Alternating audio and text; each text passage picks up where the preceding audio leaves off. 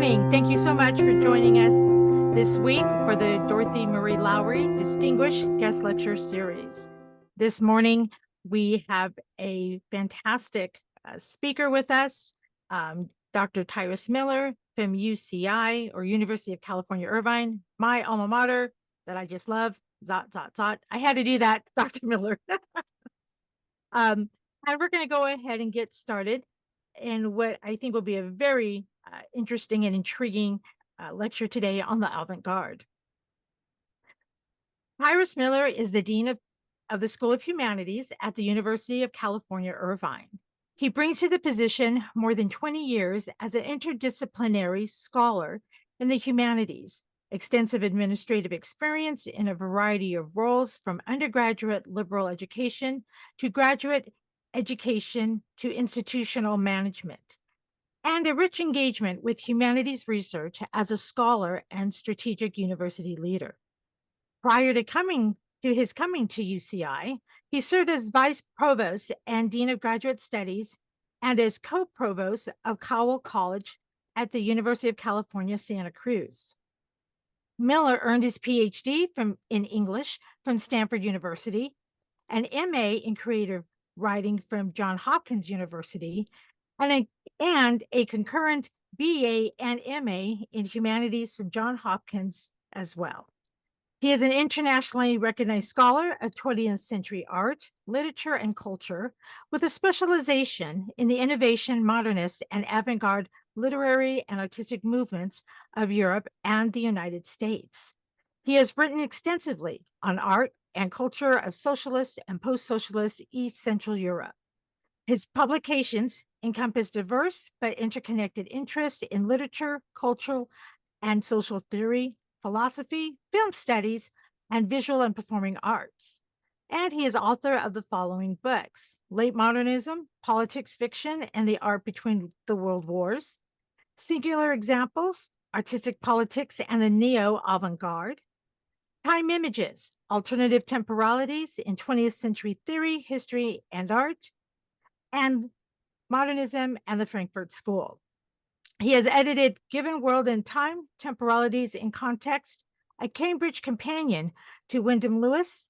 He is also the translator from Hungarian and editor of the George Lukács, The Cultural of People's Democracy, Hungarian Essays on Literature, Art, and Democratic Transition, and series co-author of Brill Publishers' Lucas Library series. So welcome, Dr. Miller. We're excited to hear about the avant-garde. Well, I want to express my appreciation for the opportunity to present this lecture and to get a chance to talk with you after the lecture, at least virtually online. And I will be showing a number of slides and other material, and that's going to be the basis of my lecture. But I thought before I would start and go into the slideshow that I would just say a few words of how I got into this topic and how I started thinking about the avant-garde. And I will say that this is definitely not going to be a story about how when I was a child, I always knew that I wanted to study avant-garde art and literature. I entered college thinking I was going to be a scientist, and I entered as a biophysics major. But obviously, I'm the dean of the School of Humanities. Things change. Undergraduates change their mind, and I definitely made that turn. But from that point on, really, had that interest. But I really look back to my teen years, which for me was in the 1970s, and some of the things that were going on in the 1970s. I would say, particularly for me, the entry point for thinking about the avant-garde was in music. And it was a period when there was the sort of punk rock and new wave scene, which was a sort of alternative and experimental, sometimes very noisy and provocative music scene. In another area that was one of my interests, a more experimental jazz, free jazz. And there were also something that I'm going to be talking about with respect to the avant-gardes that I'm looking at, also a set of alternative institutions that supported a kind of cultural experimentation. So one of those, and this is, I recognize the Emeritus Institute and lifelong learners. Some of you may have experienced this yourself, but there was a thing that was called freeform radio at that time. And those were very, very weak radio stations at the absolute bottom of the dial. They were the 87.9 kind of frequency of the radio. And basically it was free form in the sense that whoever the programmer was, would choose various kinds of things. So 1 hour might be, experimental electronic music. Another hour might be free jazz. Another hour might be some alternative cultural programming. And I ate that stuff up. I really got an education on the freeform radio at the time. And some of it was kind of silly and some of it didn't add up, but some of it was actually an introduction to new things. Another aspect of this, I think that for me was very important, was I went from 6th to 12th grade in Pittsburgh in Pittsburgh, Pennsylvania in the 1970s.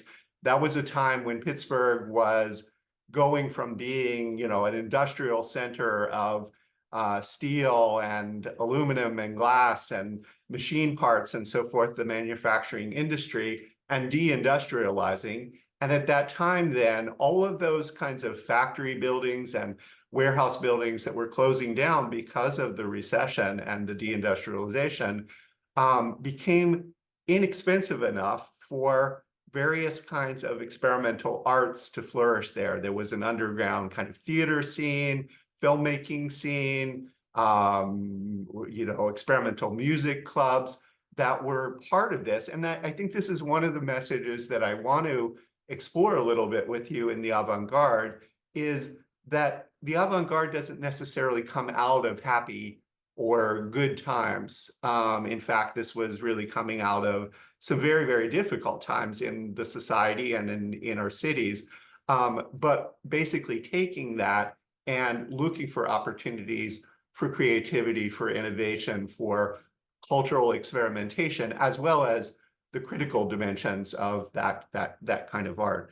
Lastly, I'll say that I also started reading literature very strongly at that period, and I was particularly reading the Beat Generation.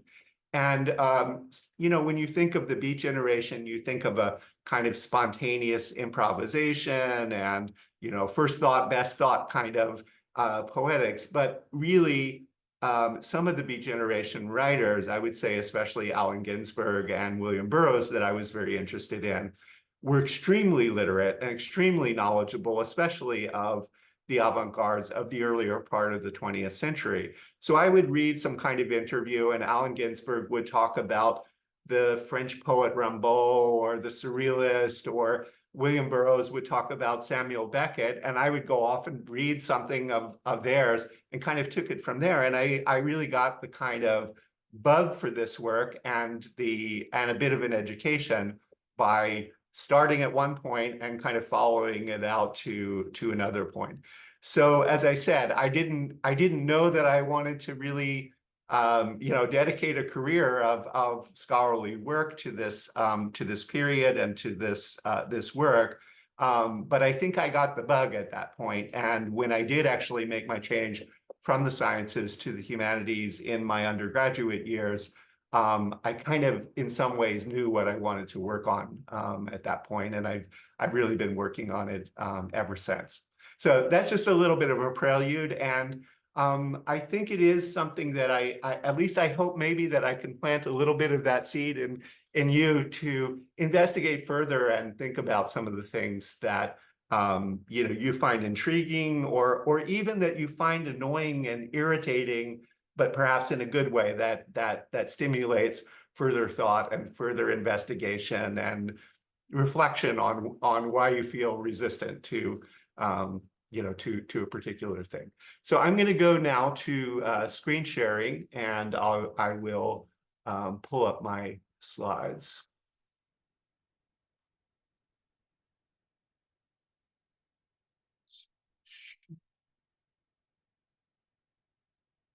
And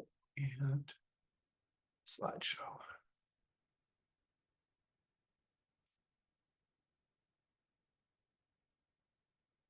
All right, so this is the title of my talk, What is Avant-Garde? And we're going to be looking at that over a number of different examples. So this is just a little bit of a preview of what I'm going to be talking about. Fairly significant kind of section of this will be talk about what is avant-garde, what do we understand by the term, what are some of the characteristic features of that.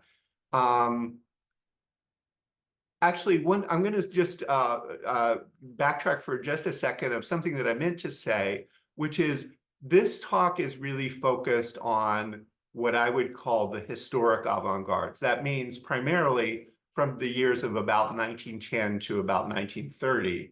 I mentioned this kind of experimental period in the 1970s, and I would say that art historians often use the term for talking about the avant-garde manifestations of various sorts in the 1950s, the 1960s, the 1970s, when there's really another flourishing as the neo-avant-garde.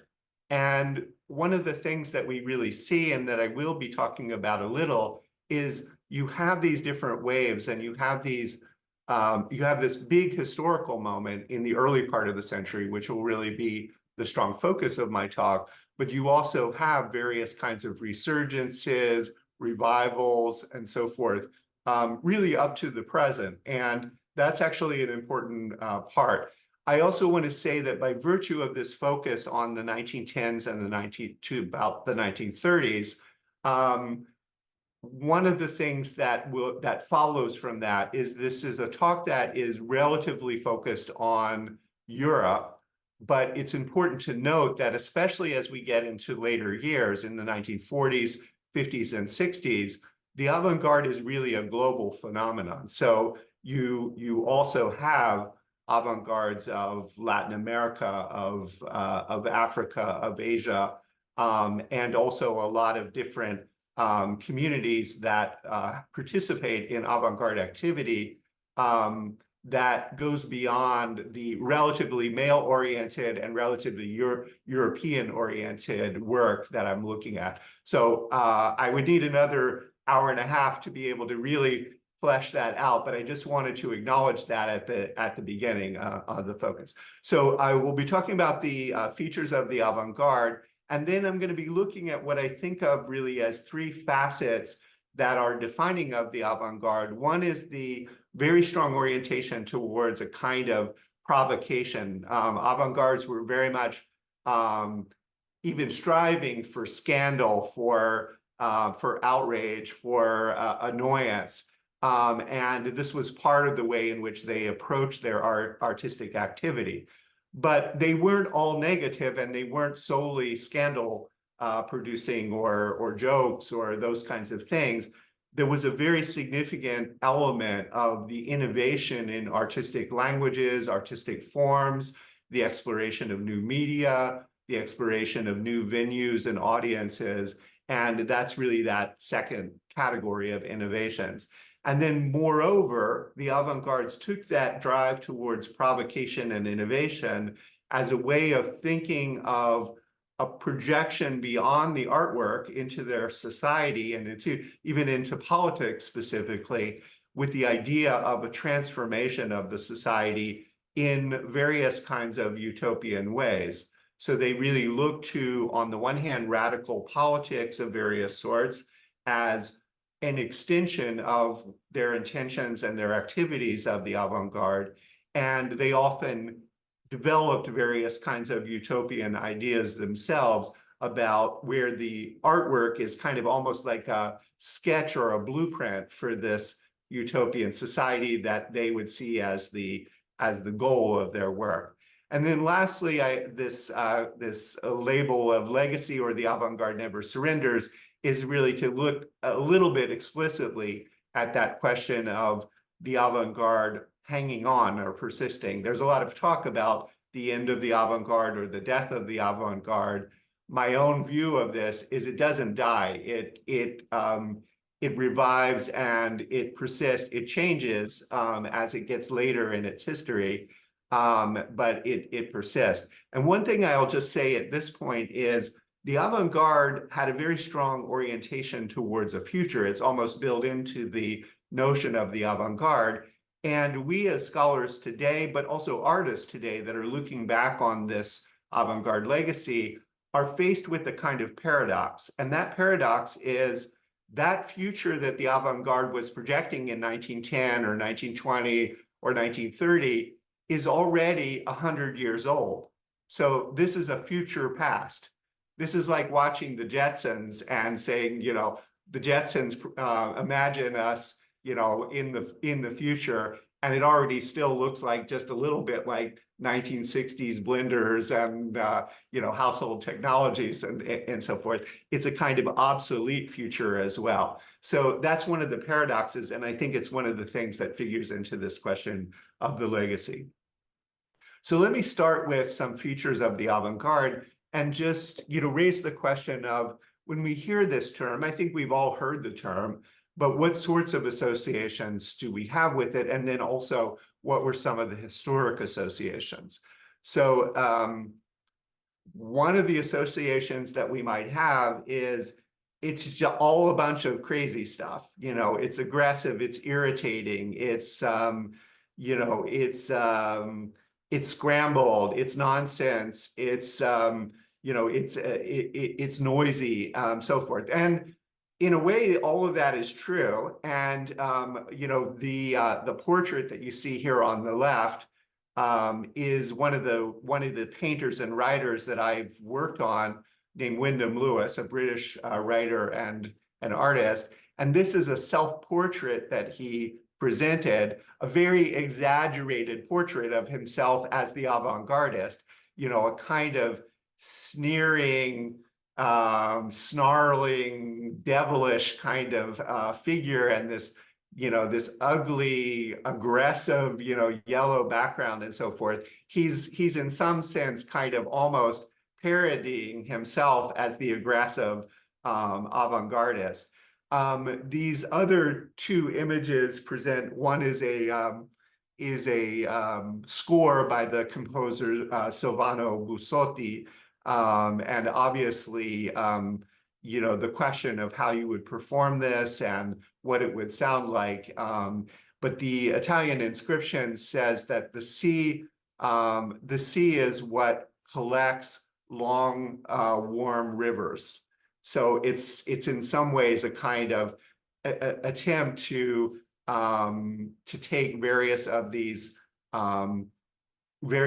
staff lines and to make some kind of analogy to a river system that would be translated into musical sound.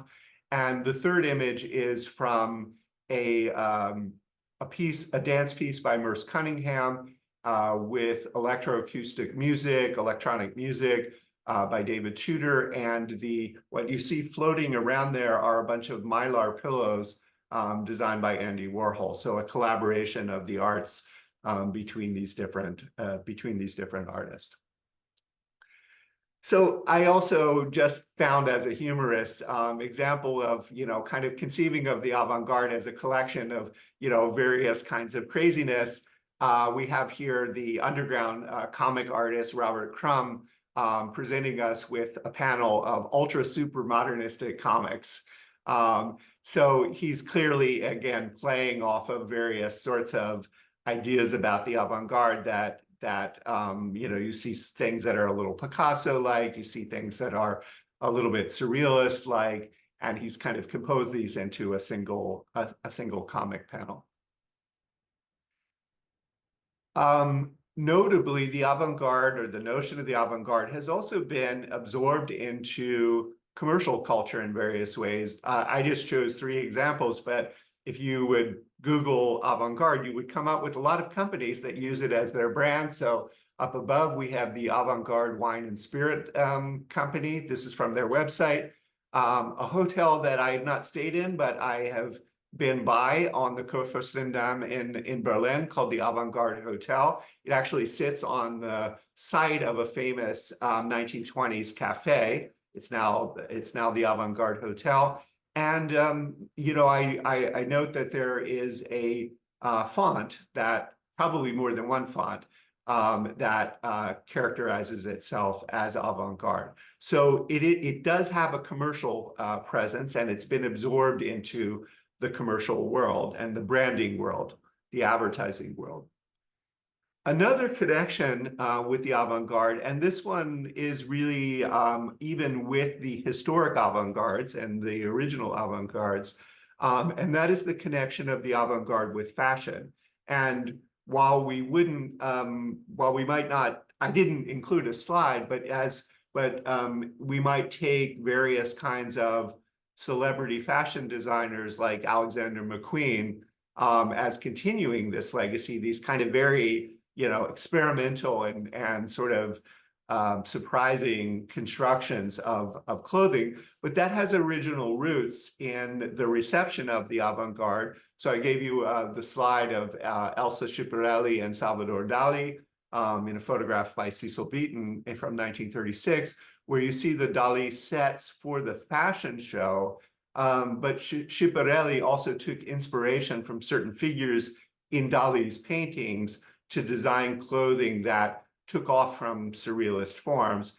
And in this second image, this is from a famous fashion shoot that appeared in Vogue magazine, in which some of the latest fashions were shown in front of Jackson Pollock canvases of various kinds of things, as if there was a certain kind of harmonization between the highly expressive abstract forms in a Jackson Pollock painting and these expressive forms that the model's body takes on with this highly expressive fashion. But if we look at the historic connotations of the notion of avant-garde, one of the notions that is connected with it and is very important and that carries over really into the artistic world is it has military connotations. Now, I've given you a kind of, probably 1960s or 1970s image, but this is already a 18th and 19th century military usage that before the large infantry formations go into battle, there are small, very mobile, lightly armed units that were the so-called avant-garde. They would probe into enemy territory. They would not need a kind of a big command structure. They were self-directing and highly mobile and flexible in terms of their probing the enemy lines. And it becomes a kind of metaphor for militant artistic groups that are in advance of the major movements of history. So in some sense, if the arts are the infantry and the regular army in their more conventional forms, the avant-garde are these small, flexible, advance guard movements that can move in advance of the larger movements of art history and of history. And this military connotation also carries over into that drive to provoke, to attack, to polemicize as well. A second historical connotation that's also very important and that also speaks to that kind of group activity and that orientation towards artistic militancy is the political. And the notion of the so-called vanguard party of the proletariat that you find in Marx and Trotsky and Lenin, vanguard being exactly a translation of avant-garde. And I mentioned here a couple of texts because I'm going to come back to this almost this title of What is to be Done. There's an important political novel by Chernyshevsky from the 19th century that Lenin picked up on a title of a book that he wrote in 1901, 1902 called What is to be Done. And the book, What is to be Done, makes an argument for basically what we come to understand as the Bolshevik Party, that we need a highly militant, highly disciplined group of professional revolutionaries that can move in advance of the overall consciousness of the working class in order to bring about the revolution. So this notion of a kind of vanguard party of the arts the avant-garde, in some ways is in resonance with this idea of a group of militant, small group, of a disciplined group of militant revolutionaries that adhere to a kind of artistic ideology, a kind of artistic program. Now, interestingly, the very first use of the term avant-garde in connection with the arts was actually in connection with French socialism, but in this case, the utopian socialist Saint-Simon, who utilized the term already in 1825. This is a sort of caricature where all of these figures look like Saint-Simon himself, and all of the different kinds of things that people in a Saint-Simonian socialist utopia would be working on. They're all Saint-Simon. But Saint-Simon writes that we artists will serve you as an avant-garde. The power of arts is most immediate. When we want to spread new ideas, we inscribe them on marble or canvas. What a magnificent destiny for the arts is that of exercising a positive power over society, a truly priestly function, and of marching in the vanguard of all the intellectual faculties. So this idea of the arts looking beyond themselves to some sort of utopian transformation of society is already inscribed in Saint-Simon's use of this term, but it will take another almost 3/4 of a century, half a century, before it actually begins to manifest in the practices of the arts that we'll be looking at. So this idea was generated out of this, this socialist thinking and later realized in some ways in the arts.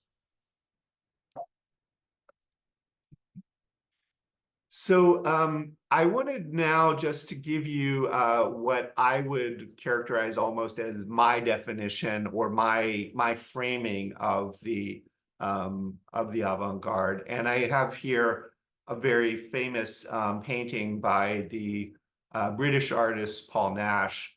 Obviously a very bitter and ironic title, "We Are Making a New World." This is an image of the trench landscape where artillery has kind of leveled the trees and churned up the landscape of the trenches and of the forest. And the sun rising over this is a kind of, strongly historically ironic perspective. But I would say that in many ways it characterizes some of the avant-garde's mentality, that the avant-garde, as I say on the slide, transfigures the violence of what an important thinker, Alain Badiou, calls the century, meaning almost that the 20th century has a kind of personified agency for the avant-garde, that they convert the shock and trauma of 20th century experience, the destruction of traditions, the destruction of conventions, of received languages, into new forms, and as an impetus for even that utopian transformation, the birth of a new world, the birth of a new man, which was a very common slogan among the avant-garde. And I want to underscore, I said, I sort of brought up Pittsburgh and deindustrialization at the beginning. This is a much more cataclysmic set of manifestations that give rise to the historic avant-garde, but it's really inseparable from these catastrophic historical experiences of World War I, of World War II, of the experience of totalitarian political systems, of mass destruction of cities, and of mass death. These are very characteristic phenomena of the 20th century, or at least phenomena that really rise to an unprecedented level of intensity in the 20th century. And I don't think that we can separate the work of the avant-garde from a recognition of these historical catastrophes as a factor, actually, that in some sense they're transfiguring, or they're translating, or they're redirecting towards creativity and innovation and even utopian ideas. So one of the features, and I I got to use one of my favorite cartoons here. This is a moment of a significant crisis of value, not just in the arts, more broadly across society, spiritual values, political values, and so forth. But I think that this cartoon poses it rather nicely, where on what basis do we make judgments of value when the conventions by which we would make those has collapsed, to be able to say, what's a good painting, what's not a good painting, what's a painting that's worth, now the price tag would be, $10 million or $1 million. And, poor Nancy selling something that looks very much the same, at a much lower value. I couldn't help but also put in that Nancy herself has a little bit of an avant-garde legacy. So one thing is the first Nancy cartoon was from 1922, so that's the heyday of the avant-garde. But I just wanted to give you a little sense of how Nancy gets mapped into this avant-garde legacy. The on the right is not obviously a Nancy, but this is a famous work by the artist Marcel Duchamp, who desecrates the Da Vinci Mona Lisa in the way that you see, and a sort of an obscene, this LHEQ is a kind of obscene pun. And the artist Joe Brainerd took up Duchamp's painting and does his own desecration of Leonardo da Vinci's Mona Lisa with the Nancy face that is collaged on there. And then interestingly enough, in his pop art work, Andy Warhol also took up Nancy. So that's really, there's no particular point in that other than to give you a little bit of an amusing trajectory there, but those are real artistic works that take up Nancy, so maybe not such a sidestep. But these cartoons actually are by a very important American abstract painter, Ad Reinhardt, who was in some sense kind of propagandizing for abstract art through these very, I think, intelligent and amusing cartoons that he did, but raising this question in the context of a crisis of who is the audience for art, and how are they addressed? How do they understand? What are their responses? And on the left, you have this cartoon where someone is basically making fun of an abstract painting and saying, haha, what does this represent? But the artwork responding to that person and saying, and raising those existential questions themselves about what are your expectations as a viewer of art? What do you want to get out of art? What values do you want art to represent? And what does that say about you as a member of the public and as an artist? Or even in a deeper existential sense, how do you understand your humanity? How do you understand your relationship to your society, to others? How do you relate to your interior experience? That artworks can ask those questions, and ask those questions in ways that can be very uncomfortable for those of us, who might stand in front of a challenging work. And this is another Ad Reinhardt that is closely related. An abstract painting will react to you if you react to it. You get from it what you bring to it. It will meet you halfway, but no further. It is alive if you are. It represents something, and so do you. You, sir, are a space too. So that's that question. What do you represent? All right, now I'm going to go through, I have two slides with a number of kind of illustrations of this, but just to set out some of the basic characteristics. So we're working on a common understanding in some way of some features of the avant-garde.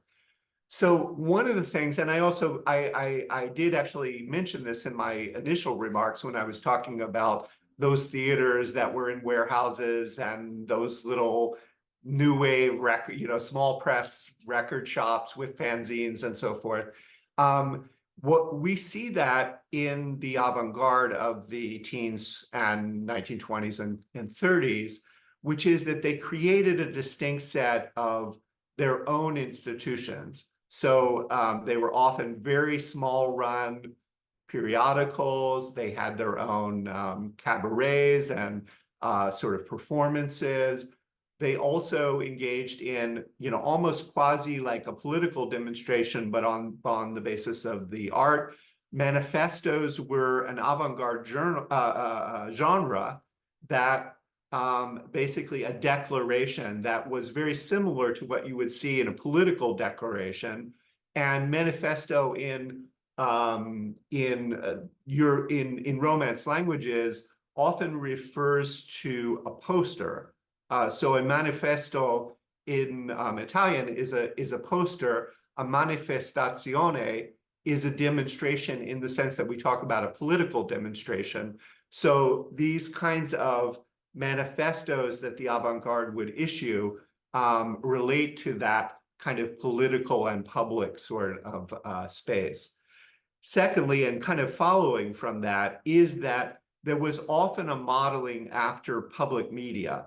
And that was really crucial. There's a crucial difference with a lot of what we think of as the fine arts up to that point, that the avant-garde was willing to engage with, what we would think of as low arts, newspapers, really bad popular theater, the new cinema that was coming up. They were very interested in that as offering models for a new art that would engage the public in a different way, and would engage the public in some of the more effective ways that these, let's say, low genres or even media, not even art genres, would had as their possibility, advertising or popular film.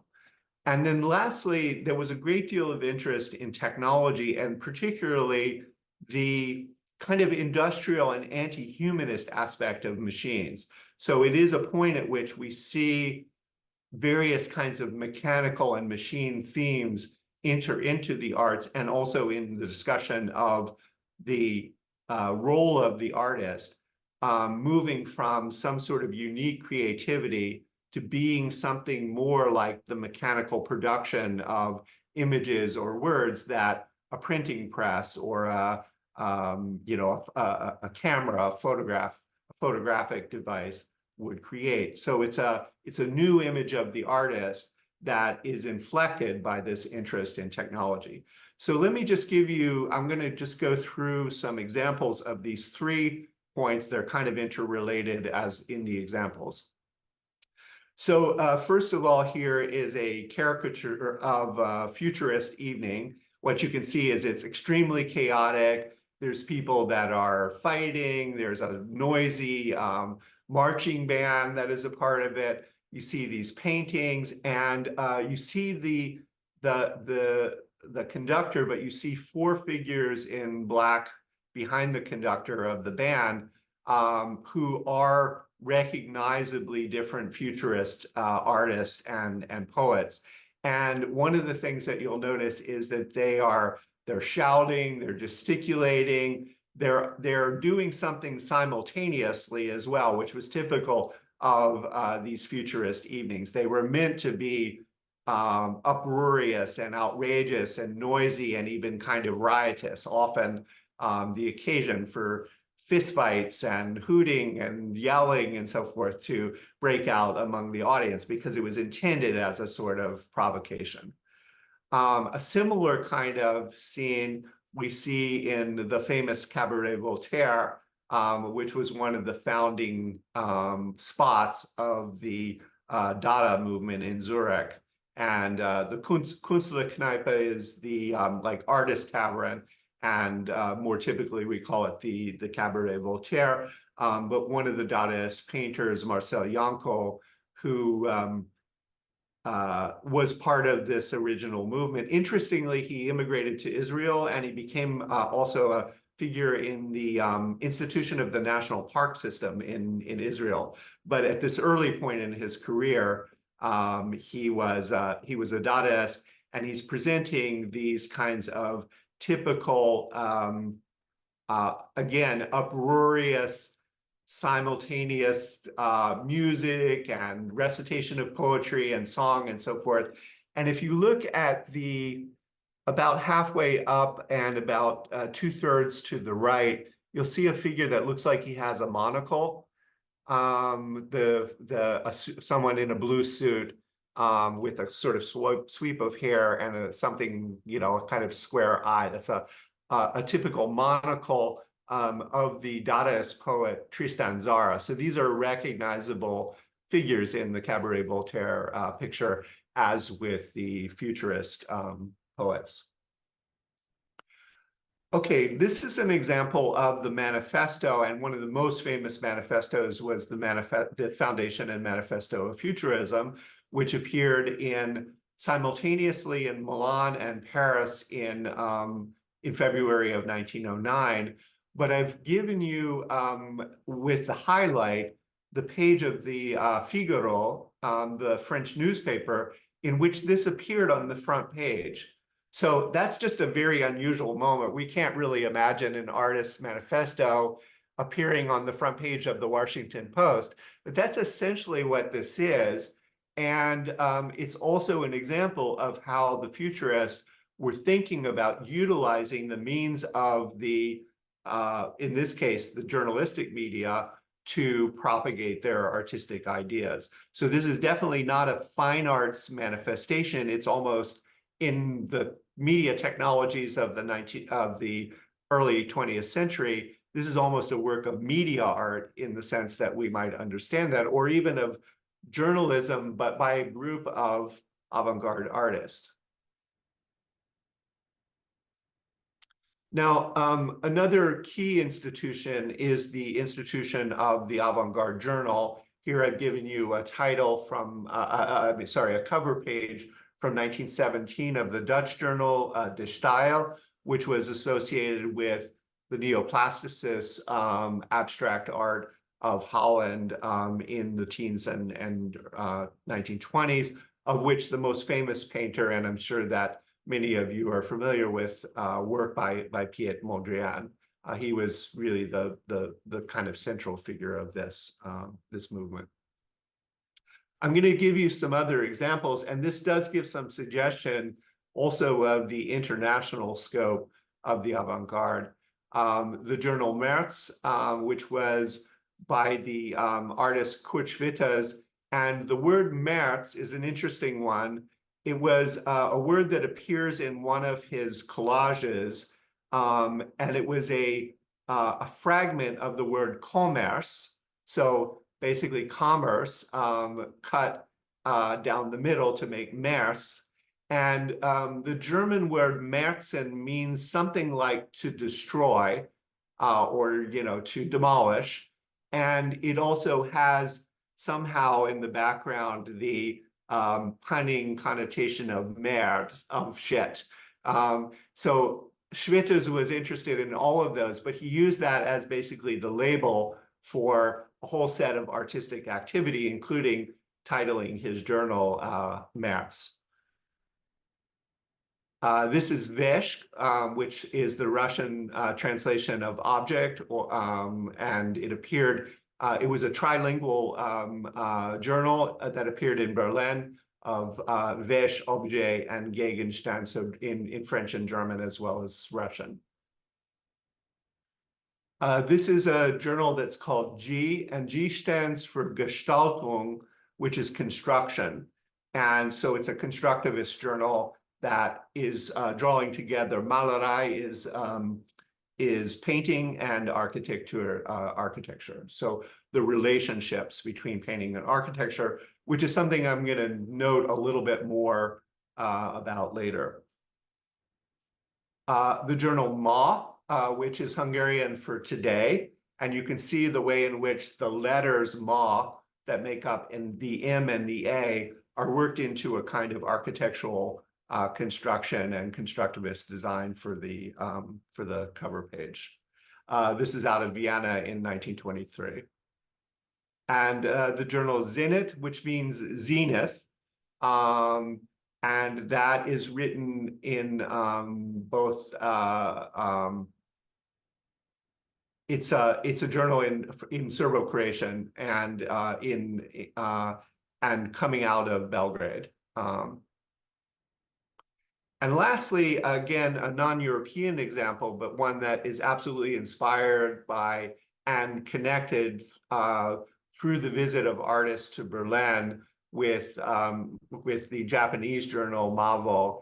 And I've given you a photograph here of a kind of radical performance dance that this Mavo group that edited the journal were doing. So those are the journals. This is a page that's actually very typical of what you would find on the back cover of an avant-garde journal, and it tells you something very important. These are the titles of different avant-garde journals. So Der Style, Der Sturm, Broom, and the cities in which they are published. Zenit at that time was coming out of Zagreb, L'Esprit Nouveau in Paris, Ut from Novi Sad, and so forth. And basically, they're a representation of kind of the geography of the avant-garde, but they represented a network of connections where literally they would send one another each other's journals and publications. So when the new issue would come out, they would send it to this network. And often they were also sharing things like the printing cliches for artworks. So an artwork would appear in one journal, there would be a correspondence about it, and it would appear in another journal, or a poem that had appeared in one journal would appear in Hungarian translation or in Serbo-Croatian translation in one of the other journals. So it was a kind of, let's say, imaginary geography that was held together by networks of correspondence and actual material transmission. And it was a way of also thinking about the fact that you in Berlin, as the editor of Der Sturm, might feel yourself closer to the editors of Ut in Novi Sad in northern Serbia than you do to more conventional artists who are right next door to you in Berlin. It's that kind of imaginary connection where the avant-garde comes together. And then a few more of these sorts of institutions, various kinds of omnibus publications of anthologies and so forth that would inform people about the latest developments in the new art. Exhibitions. I've given you 3 over a course of a number of years of a Russian futurist exhibition in Petersburg, this first international exhibition of theater technique by Friedrich Kiesler in Vienna in 1924, which has these various kinds of mobile sets where the space could be rearranged. And then this very famous exhibition that the string work is by Marcel Duchamp, the first papers of surrealism, where in order to get to the works, you have to kind of crawl around in this labyrinth of spider-webbed string twine that Duchamp strung around the exhibition, and to make you, in some sense, kind of have to enter into this metaphor of an inner psyche as you explore the exhibition space.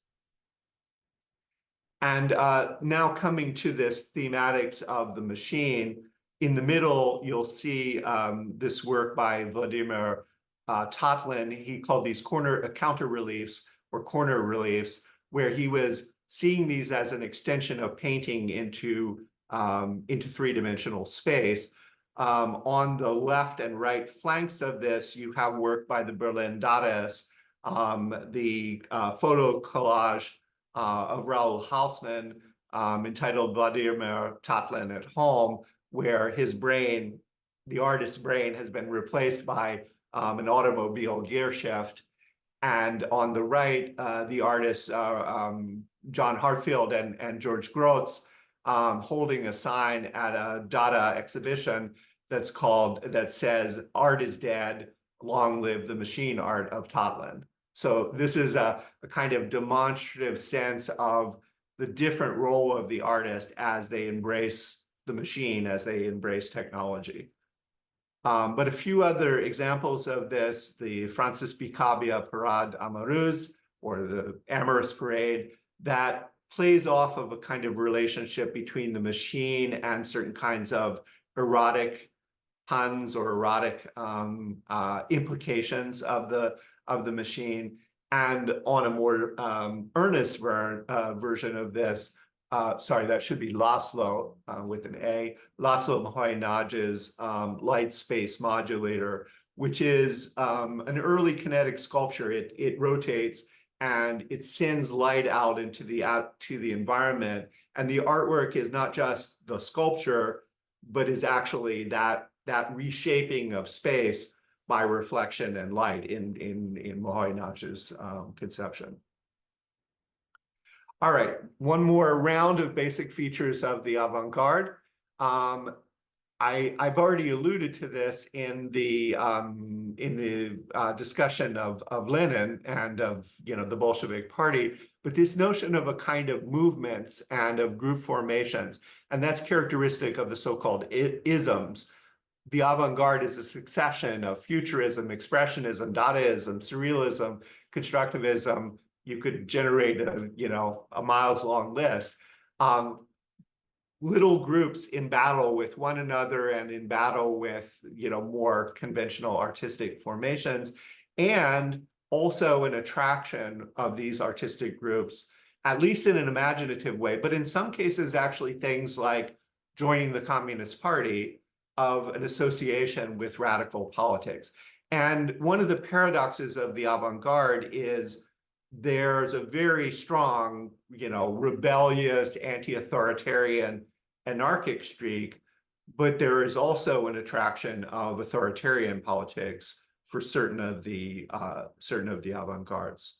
So we have this kind of rebellious, satirical dimension, for instance, in Dadaism.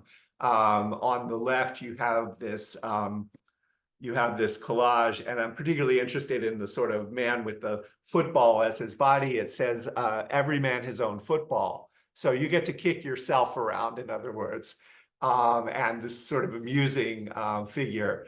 What is Dada? An art, a philosophy, a politics, fire insurance, or a state religion? Is Dada really energy? So again, this sort of anti-authoritarian, is it a state religion? Is it an art? Is it a philosophy? Or is it just a kind of anarchic energy that goes in all directions? And then this image of George Grosz, who was part of the Berlin Dadaists and really excelled at this sort of social satire that was inspired by cartoons. So again, a sort of a low art form. The journal is called The Bankruptcy, and the title, the caption says, "Capital and the military wish one another a blessed new year." So you can really get the sort of bitter anti-authoritarian vibe of Grosz in this image. But there's also this attraction to authoritarian politics as well. On the one hand, Tatlin, who we've already been introduced to, very famously has this model for what was to have been a 100-meter high architectural construction, which was never built, but became the monument to the Third International. The Third International being the Communist International that Lenin and Trotsky and the other Bolsheviks founded to influence the communist parties of Europe and of the world through this party institution of the Third International. And this is Tatlin's avant-garde tribute to the Third International. And secondly, this image from an Italian futurist of a portrait of Mussolini the aviator. So this fusion of this monumental head of Mussolini with the city over which putatively he's flying. And that was meant very earnestly, that the embrace of fascism by the futurist was really an important political commitment on the part of the futurists. Okay, now I'm going to pass to another theme that is connected with the avant-garde, and that is this movement from the crisis of value and audience to exploring and remaking the conventions of representation. Famously, Cubism as playing off of different kinds of conventions of perspective, of material. And if you just, to understand a little bit more about what that might mean with respect to this painting, just look at the outlines of what is the wine glass here on the, on the page. And you can see that some of the outline of the wine glass is formed by the line on the brown paper that is pasted to this white drawing paper behind. Some of the wine glass, particularly at the base, is drawn onto the drawing paper. Other parts of the wine glass are formed by the cutout outline in the brown paper. So the base and also the right-hand edge of the glass. So Picasso is really asking us to consider, why do we see this as a glass when it's very heterogeneous in terms of the different conventions of how we make, let's say, the edge of a glass. And of course, a wine glass doesn't have an edge in the way that the pictorial representation has an edge. So he's again asking us to ask the question, what's the relationship between these modes of representation in a picture and the actual object? How do we perceive what the edge of a wine glass is at the, top part of it? So that's the kind of reading of a painting like this in light of the conventions of representation. There's a notion that the Russian formalists, that was a group of critics that were very much tied with the Russian avant-garde, introduced of defamiliarization. And Picasso's painting is a very good example of defamiliarization. We look at an imitative painting of a wine glass, and there are different kinds of conventions that are used to convey that to us in a way that we recognize it as a wine glass.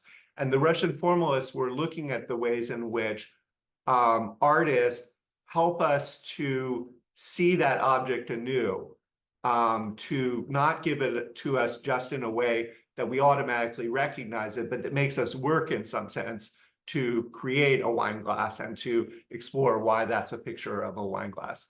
And I've given you an example that I'm going to explore a little bit more at length, which is, one of the most absolute cultural cliches, which is the image of the rose and the association of the rose with the experiences of our heart and the experience of love. Now, one aspect, this has become a very natural kind of connection that we have. We go on Valentine's Day to the card section, and we pick out a card that is full of hearts and roses and so forth, and we give it to our love. And one of the things that it's just worth pointing out is, why is there an association of rose, heart, and love, which seems so natural to us? It really has to do with the contingent connection of three images that appear in poetic lines and that rhyme. So fleur, flower, cœur, heart, and amour, love. So this would be an example of that kind of defamiliarization, where what we think it goes together naturally now becomes something that is, let's say, somewhat more arbitrary, that really is about the sound of the word. And I've given you an artist that really plays off of a lot of puns of this sort. Marcel Duchamp's Fresh Widow, which is a pun utilizing a ready-made kind of object here on French window. And he's bringing them together in a way that's very sort of suggestive and cheeky to say, by virtue of this, contingent sound connection of the sort of fleur, cœur, amour, fresh widow and fresh window, we're led to ask, well, okay, is the blackout of the French windows, is that because she's in mourning, this fresh widow? Or is there something that's going on behind that behind that French window that maybe is a little bit more erotic in nature? And now that she's freed from her husband, she can be a fresh widow.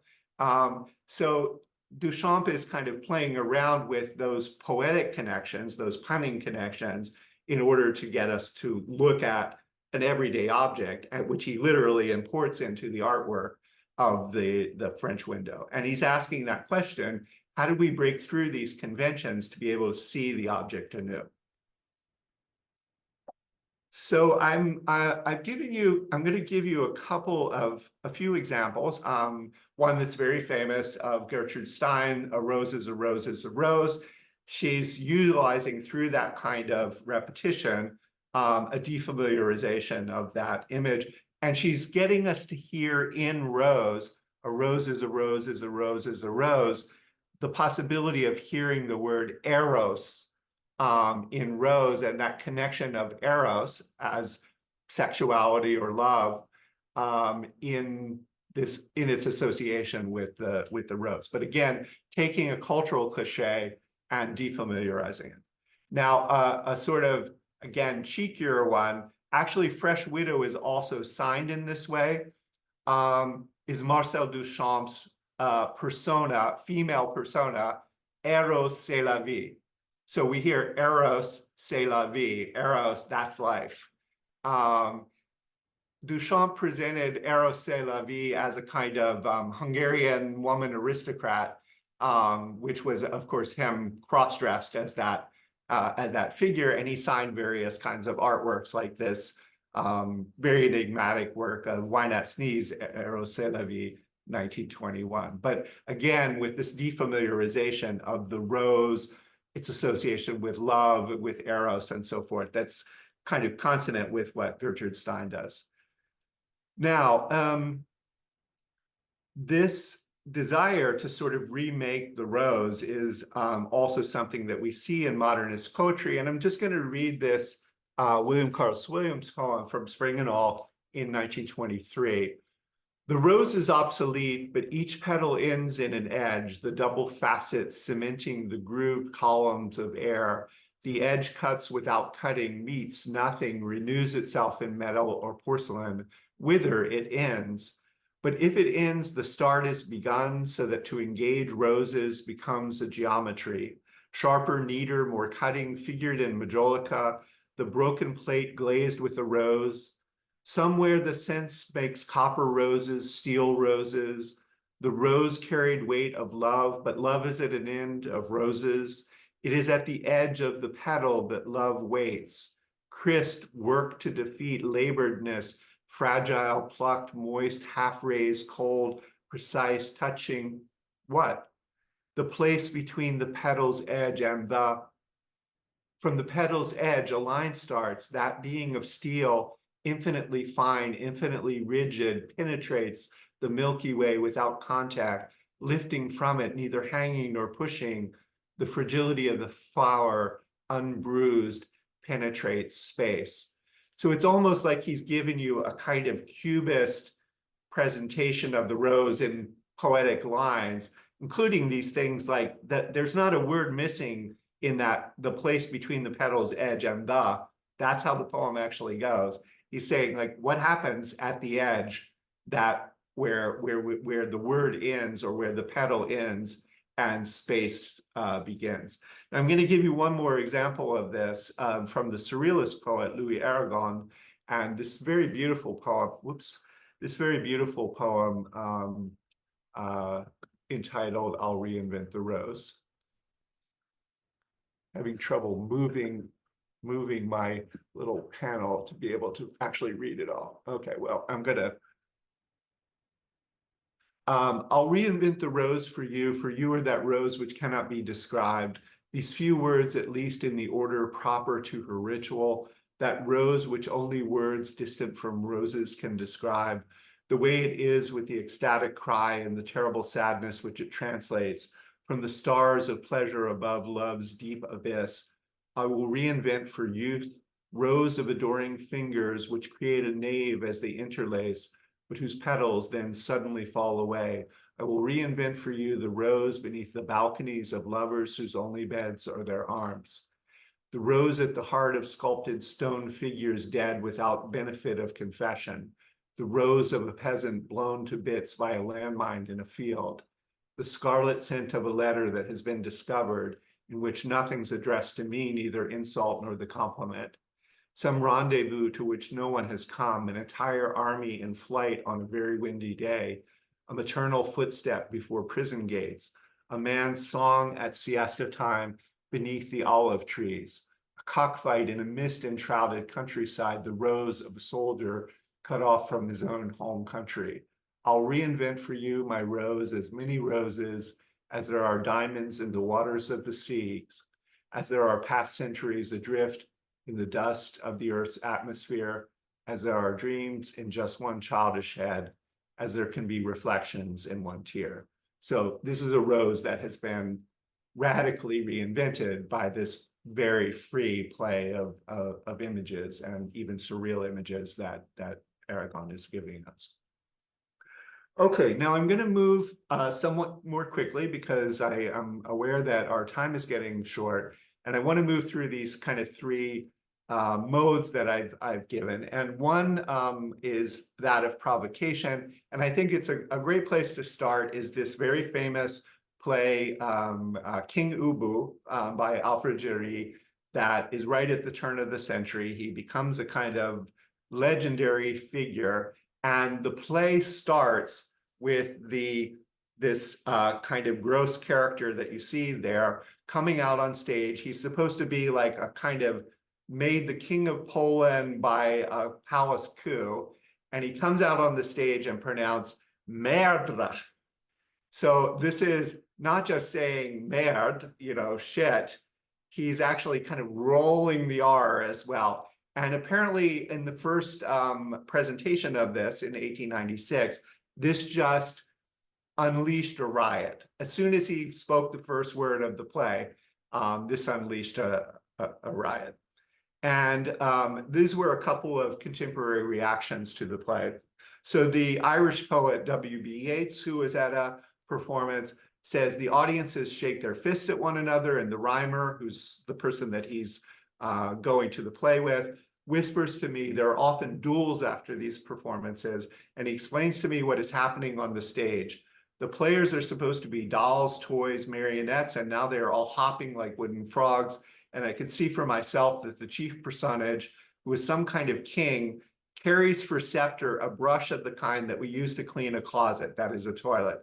Feeling bound to support the most spirited party, we have shouted for the play, but that night at the Hotel Cornet, I am very sad, for comedy objectivity has displayed its growing power once more. After us, the savage god.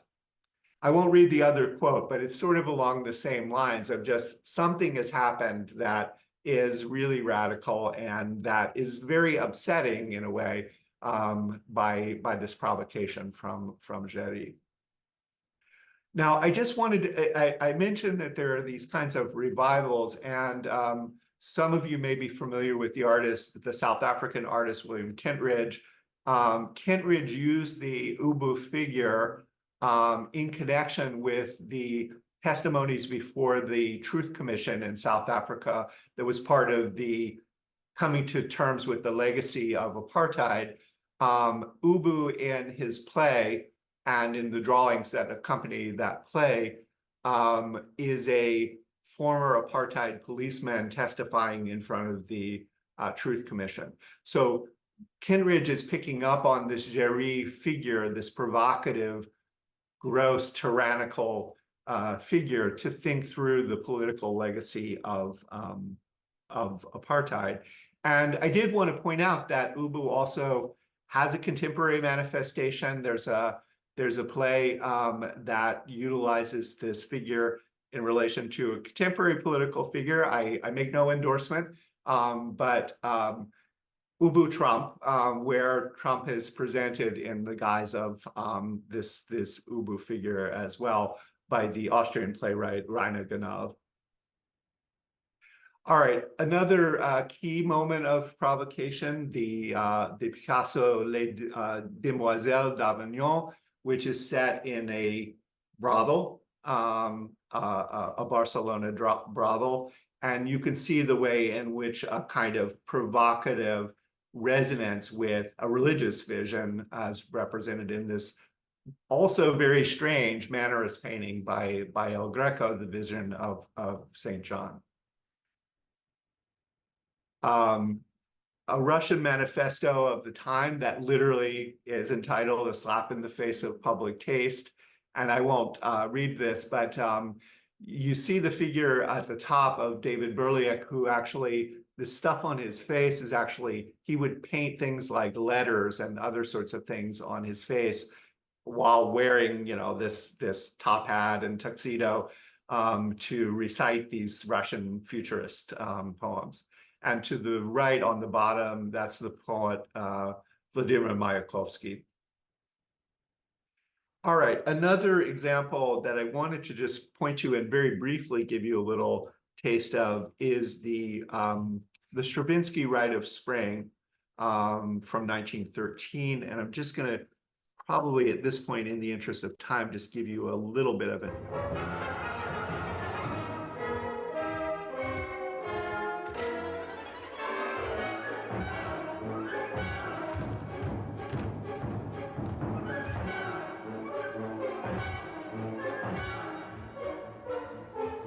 I'm going to skip ahead to the last, to the late part of the film. Where you see this kind of almost dramatic movement that this dancer, this young man is doing.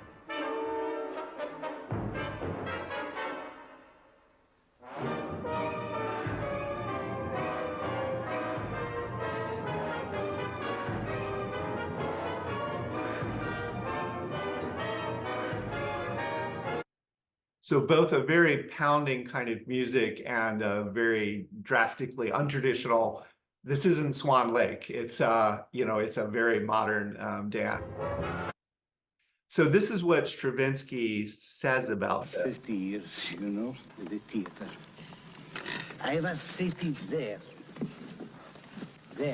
and the scandal started here. But when the curtain came up, and I saw what Nijinsky did as choreography, it started to be tremendous, you know, the noise. And Nijinsky was there, on such a chair, just standing, yeah, and conducting into the corps de ballet. Say 7, 8, 9. Nijinsky sat on a high chair in the wings, but visible to us, trying to keep us in time. And I was in the ensemble to help them. Somebody from the gallery shouted, "Un docteur," because she was so ill. Somebody else said, "Un dentiste," because she... A dentist. Then somebody else shouted, "Deux dentistes." Two dentists. Dreadful. We had been told to go on dancing, and it was a dreadful failure.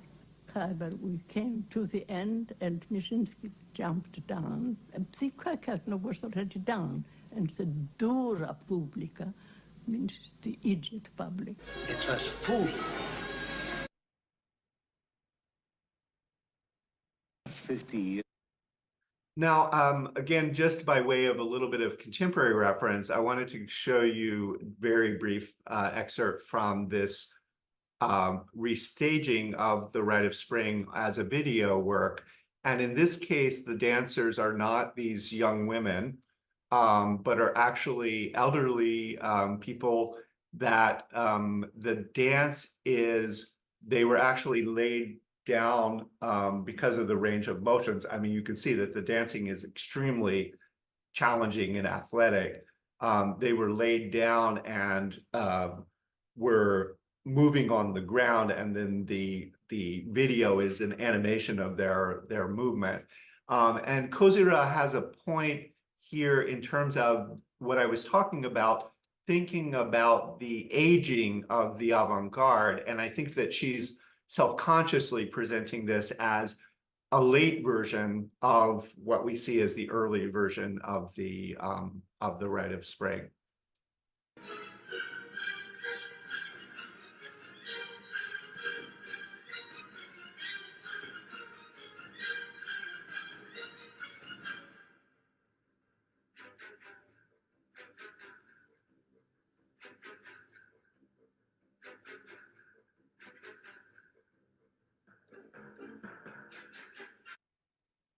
Another famous provocation. This is the Marcel Duchamp who entered this slightly modified urinal into the independent art show in 1917, had it rejected, and then basically kind of made a case out of that.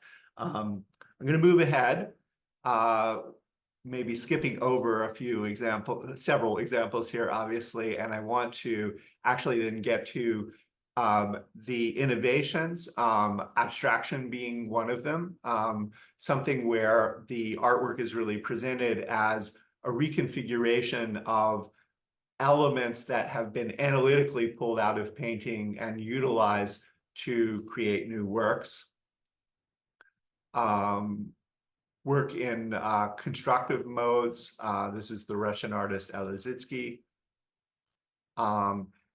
So one of the things that I mentioned, that architecture becomes a kind of trajectory, and we see this move from abstract art, and I've given you examples from Malevich and a collage from Kochvita's.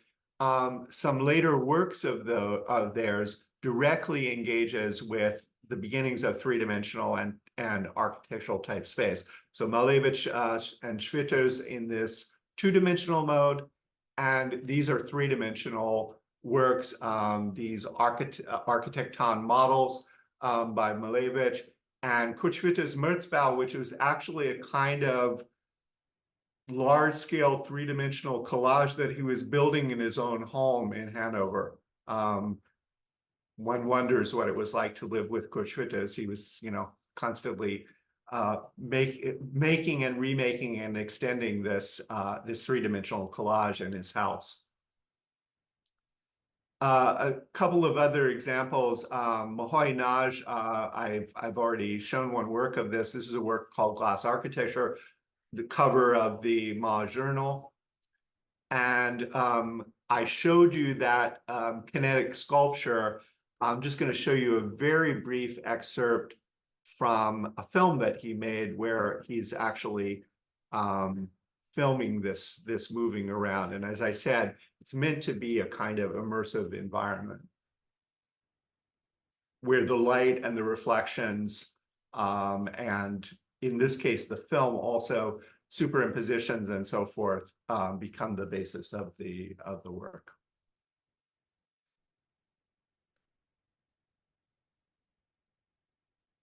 All right, in the interest of time, I'm going to skip over a couple of other things. And I want to get to this notion of transformation. And this is where I spoke about the idea that this destruction is turned into or transmuted, transfigured into the possibility of some kind of utopian redemption of the current state of things. So this is from a large-scale set of drawings by the architect Bruno Taut. It's from a book called The Dissolution of Cities from 1920. And on the right, you see this, basically the kind of current forms of the cities collapsing upon themselves and spreading out into the countryside. The lower part represents the urban, the rural, and the top part represents the urban. The right hand is a later panel in the drawing, and this is where the earth has actually been reconstructed in this utopian way, following the dissolution of the cities and the spread across the surface of the globe of new forms of building and new forms of dwelling and living. Coming back to Elizitsky, I showed you this one is on the left is explicitly entitled The New Man. And I've given you a kind of one of the modes that Elizitsky worked in was typography and book design. And this is from a kind of constructivist book that he designed called Of Two Squares. And I will just also mention, I will probably skip over a good bit for Constance, the New Babylon, the idea behind the New Babylon was basically that there would be these elevated structures that would be built over the existing city and would be spaces for a kind of creative encounter and play that would be increasingly the way that as automation was taking over the need to work, that we would have more and more leisure time to be able to play. And he was thinking about how would you design a city that would be basically the city of play. And I'll just give you a couple of glimpses of that. Now, one of the things to know is that Constant was trained as an architect, and he was part of Aldo van Eyck's studio. And Aldo van Eyck is above all known for designing children's playgrounds in post-war Amsterdam. He built over 500 playgrounds. And that is a model for Constant's artistic utopian practice. Here are a few works I'll just flip through. You can see the jungle gym playground kind of aspect of this.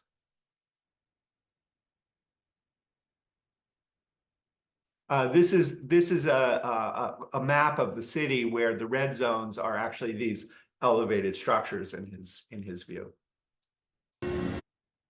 Okay, I'm going to now cut to the end, which is this notion of legacy, and just give you a few demonstrations of ways in which more contemporary artists or later artists, neo-avant-garde artists, are carrying on the legacy of the historical avant-garde. So this one is explicitly an homage to the early Russian avant-garde artist Malevich, where Ian Hamilton Finley, in his homage to Malevich from 1974, has done basically just one real intervention, which is that flame, that little tail of fire coming out of the black cross that is going down at the bottom of the canvas. And I think that he's suggesting something about this relation that I brought up about historical violence, war with the avant-garde, that Malevich gives us, a rather purified form of it. And Finley is actually making a kind of historical observation that the conditions of Malevich's work are actually this condition of war and historical violence. Few other instances. I've already shown you this model for the monument to the Third International, and an artist who works in basically in light, but utilizing fluorescent tubes for various kinds of wall constructions. Dan Flavin's A Monument for Vladimir Tatlin from 1969.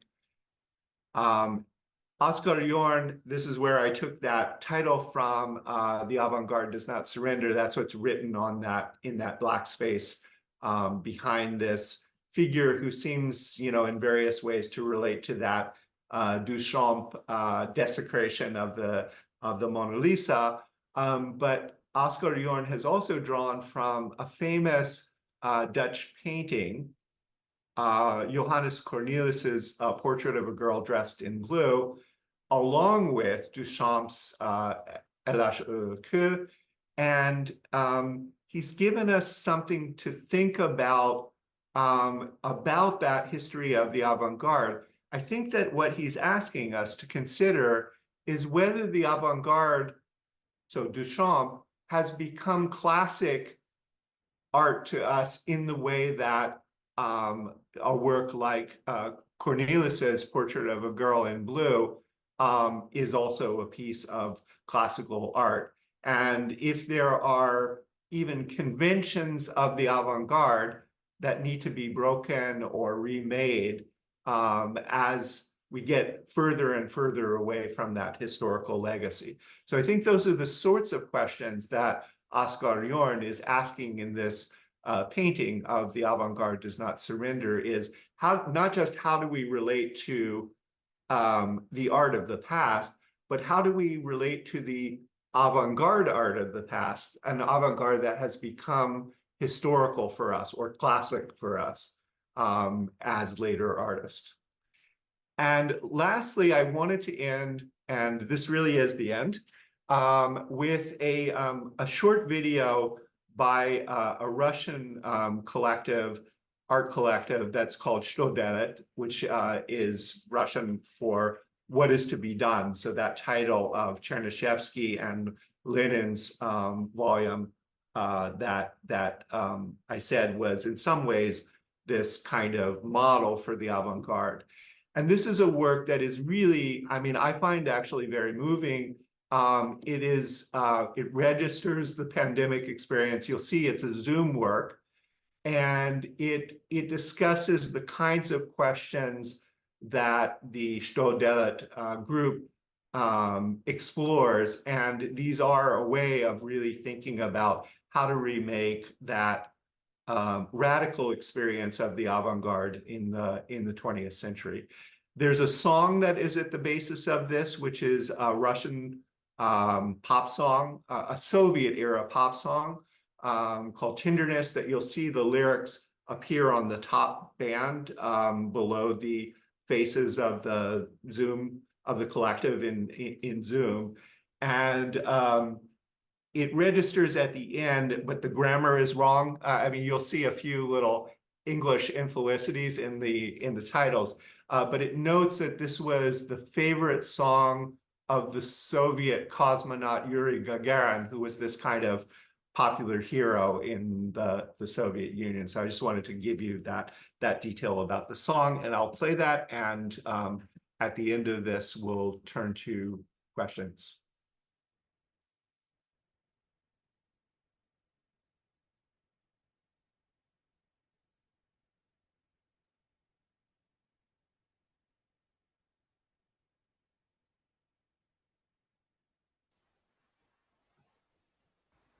Пробуємо.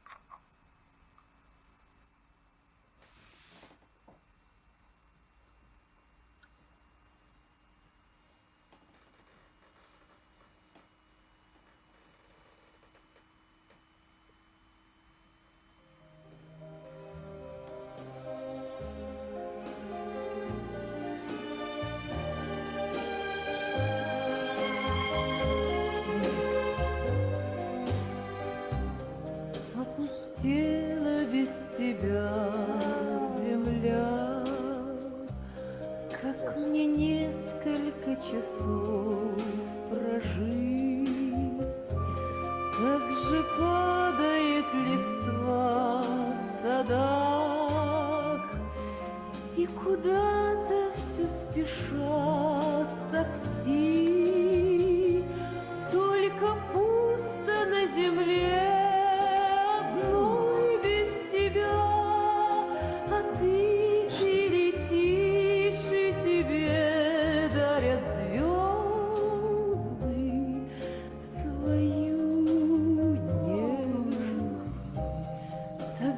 Пусто было на земле, и когда летал экзюпери, так же падала листва в садах, и придумать не могла земля, как прожить ей без него.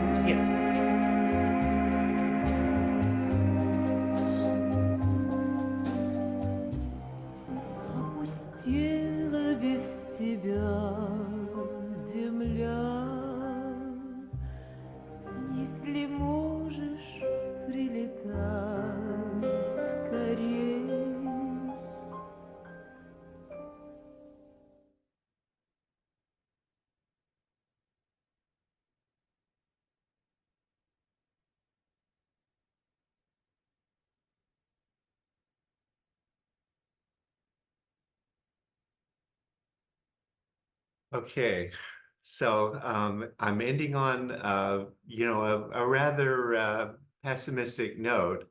But I think one of the things that this video points to, as this group of artists went into the pandemic, and you could see that this is a Zoom constructed work, was how do we take this extremely pessimistic situation and think about ways out of it that perhaps artistic creation gives us some guidance towards. So thank you. Well, thank you very much. And actually, I just want to make a brief comment. I think it's fabulous and wonderful that we have artists that even during that time created works like that, which historians will look back, you know, um, about that very unique time when we're all isolated in a way we probably never ever imagined in our lives, and what was happening outside the walls. So excellent. Thank you so much for all of that. Applause, applause. So I have a couple of questions that are starting to come in. One question came in towards the beginning, and the student says, I sense a strong thread of cynicism in avant-garde works. Is cynicism a part of the avant-garde's core? Or would you call it that? Yeah, I mean, part of it depends on which movement and who you're thinking of. I think that there is a very strong critical and, let's say, negative in the sense of embracing a destruction of certain kinds of conventions, traditions, social forms. That is very much kind of at the heart of the avant-garde. Cynicism you do see in certain avant-gardes, and I would say the Dadaists are very, very strongly that there's a kind of nihilism that is really part of the stance of Dadaism that expresses itself in a deep cynicism about institutions, about authority, about traditions, and a kind of let's burn it down and play in the ruins kind of element. But that's not necessarily characteristic of every avant-garde. There are avant-gardes that much more quickly make the turn from the negative and the critical towards, even the utopian, but at least the constructive and the innovative and creative as well. Dadaists were cynical about creativity as well. That's why you get images of basically the artist as a kind of gear shift. Sure. Well, I like how you put it in the very beginning, how you talked about how some of these modernist movements had that, or with futurism, I think it was, had that obsolete future, that they're talking about. Does this apply to other of those early modern movements? They were projecting a type of obsolete future. Yeah, I mean, I think all of them in one way or another have some sort of orientation towards the future, whether that's really understood in directly political forms or some kinds of, I would say, for instance, in the expressionist movement in Germany, there's a very strong sort of almost religious spiritualizing aspect where they lament the current condition, and a lot of the expressionist work is a kind of outcry of lament. But their projection is that there will come a point where the new man appears, and we will be back in almost a kind of, medieval Christian community of, a brotherhood and of spiritual transcendence. So the avant-gardes, with the possible exception of the Dadaists, have a strong future orientation. That aspect of the future past is actually not just, we have that consciousness as we look back. Interestingly, the futurist built this into the very founding manifesto, the awareness of this. So there's a kind of hilarious passage in the Futurist Manifesto where Marinetti writes that 10 years from now, right now we're young, we're in our 20s, 10 years from now, we'll be the elders, and the young people that will come to kill us, like we came to kill our elders. And he says, but we won't be there. We'll be hiding out in an airplane hangar, warming ourselves, over a fire, about to take off in the airplane. So he's already imagining a time when they are history and the youth are what they are now, the futurists. And I am really fascinated by this idea of the future past with respect to the avant-garde, but even that in 1909, Marinetti was already imagining that even as he's launching an avant-garde. Thank you. And so you also brought up very early in your presentation how we have the first term of avant-garde done in 1825. Why so long to, I guess, I put in my notes to take on, but I guess, let's see. Well, yeah, why so long for, I guess, it to catch on? And then I also put to say, was it because we start to see changes in art, or rather what defines art as we moved closer to the 20th century? Yeah, I mean, there's a number of kind of complicated questions in that. Sorry. I think that France is a space where, we really associate France with the development of modern art and, Impressionism, and also of a modern poetry that also is very advanced. So, Baudelaire and Rimbaud and so forth, 19th century poets who nevertheless seem very, very advanced, at least kind of proto-avant-garde in certain ways. And I would put it this way. I think that the set of conditions that allow the emergence of an avant-garde have a long incubation period, and they are something like a set of conditions that need to be in place, but the spark for the emergence of the avant-garde seems to take place in the 20th century. So those conditions were there, including even the concept, before the actual object that the concept could refer to. But I think, some of the very general conditions are the age of revolutions and historical upheavals. Don't wait for the 20th century. We have socialist revolutions, the Paris Commune, the 1848 revolutions, and socialist movements come out of that. The form of the manifesto of the Communist Party, for instance, Marx and Friedrich Engels, is a 19th century thing. So it's when they begin to take off in the 20th century, a whole set of conditions have been brewing and are in place for various kinds of catalyzing events, which are new technologies, new political forms. The World War I was a crucial spark that the Russian Revolution that lit the fire under the avant-gardes. I love the word you say of incubation, because just the thought of that, just kind of everything kind of, it's almost like the beginning of planting of a seeds, and then they grows, but it's not ready to spring up yet. So I'm going to tell you right now, I'm going to steal that word for my own art history classes. So just a couple more questions as our time is running low. One question that came in is, was there any common characteristics of funding sources for these different avant-garde artists? Was there, and I'll tack on to that, was there any famous patrons, or for these artists? There definitely were. So I mean, one funding source, it won't be a surprise, is rich people.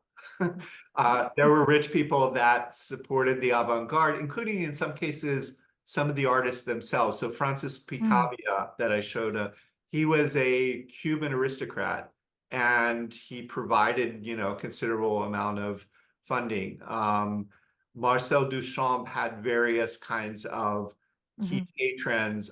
He was a friend with a Massachusetts-based woman named Catherine Dreyer. Together, they formed an organization that was called the Société Anonyme, an anonymous society, which is a French word for a corporation. So it's again a little bit of a pun, but its task was really to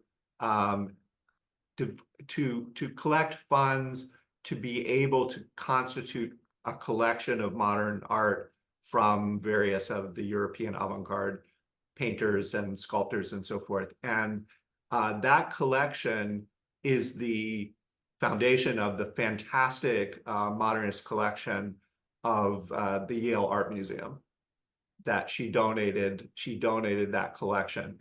But there were various kinds of figures who were providing that kind of patronage.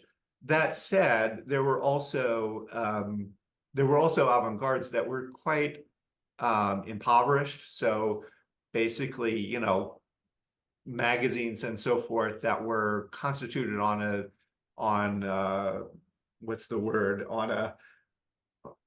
very little resources by, you know, pretty much kind of half-starving artists, but who were really dedicated to that. And then in other cases, in the Soviet Union, there were state institutions that were supporting the avant-garde in the early years of the Soviet Union. So art schools, art academies, state artist and writers unions and so forth, before they really become the instrument of Stalinism and basically the avant-garde gets purged. There were spaces where the avant-garde artists were state supported. That's very interesting as well. Another probably thread to explore at a different time. So you had also shared with us that in 1942, the art exhibition that Duchamp had in New York, is that representative of the United States kind of being late to the game? And then I want to also add from a student, what do you consider is our current American avant-garde style? Okay. So on the first question, yes, to some extent. I mean, there is an early avant-garde in the United States, and actually, some of the works that I showed of Duchamp and of Picabia was a part of a phenomenon that was called New York Dada, and that was during the 19-teens. And it had to do with actually the physical presence of Duchamp and of Picabia, but also American artists who were affiliated with them. Among them actually being the poet William Carlos Williams that I cited, the Roses Obsolete poem. So that's in a dialogue with a kind of American avant-garde scene that's being in various ways fructified by the presence of European artists. There were also key collectors in the United States. There was a guy named John Quinn, who was a friend of the poet Ezra Pound, who was in London, and he was a big collector. I mentioned Wyndham Lewis. He was, in that sort of grotesque self-portrait that I showed at the beginning. He was a big collector of Lewis, also of manuscripts of Pound, of Joyce, of other modernist writers. So there were people who were developing that scene, but in general, the United States was a bit behind in terms of the reception of new trends. A couple of points of reference that are interesting is in the 1930s, the Museum of Modern Art is founded. So they have a collecting interest and an exhibiting interest. You also have people like Peggy Guggenheim, who is really behind a significant amount of collecting and bringing to the United States of art and artists from the European avant-garde.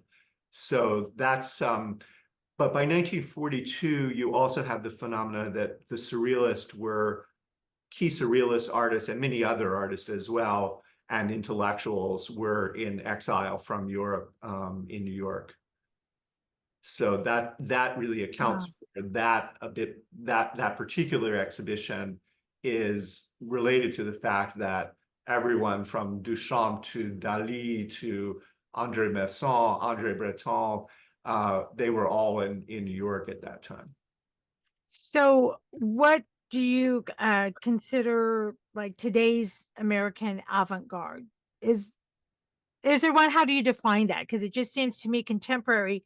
One thing that's interesting about contemporary art is that it really is a space for almost every voice in every medium and configuration of everything in between. Yeah, so I mean, this is a very hotly debated question, and I alluded to the idea of a sort of end of the avant-garde, death of the avant-garde, or the, you know, and I think contemporary art is different. It's not the same matrix that the original historical avant-garde or even the neo-avant-gardes of the 1950s, 60s, and 70s are coming out of. So it's more at looking at maybe particular artists and the way that they're picking up within contemporary art practices, both in some cases a self-conscious relationship to those legacies, a kind of making art that works through of those historical examples. And I gave you a couple of, you know, kind of potential points of reference for thinking about how that might take place. Another thing is also that we are in a period where the art world is highly politicized, and some of the kind of tactics for provocation, intervention, utopian thinking are part of that avant-garde legacy that I think we're seeing in the contemporary art world, as particularly as artists are embracing a more politicized and interventive stance.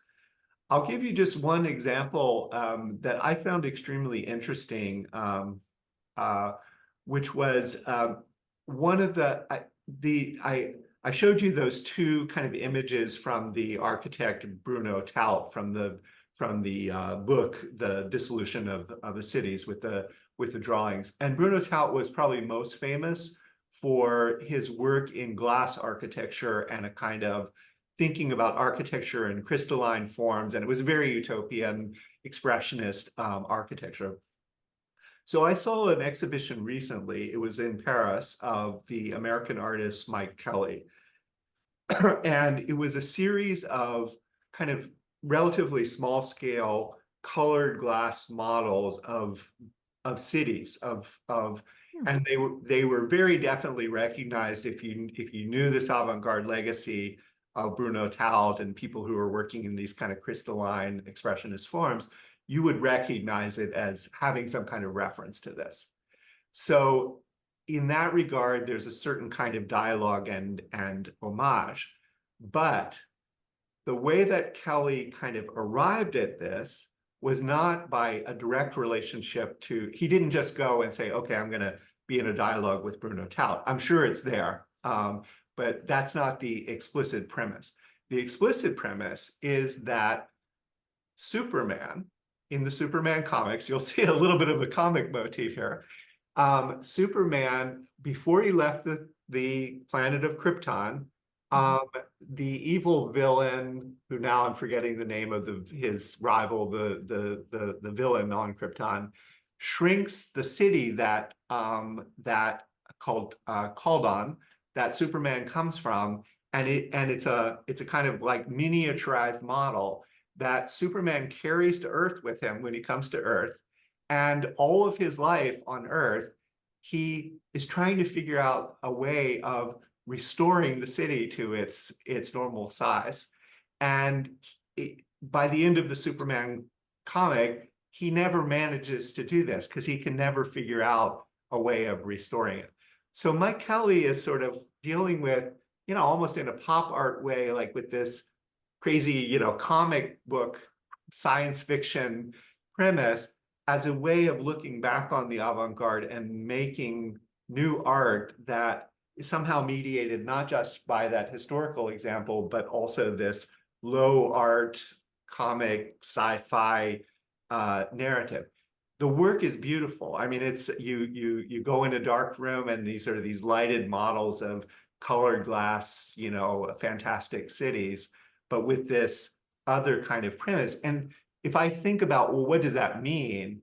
He's basically telling us a few things about the work that he's made.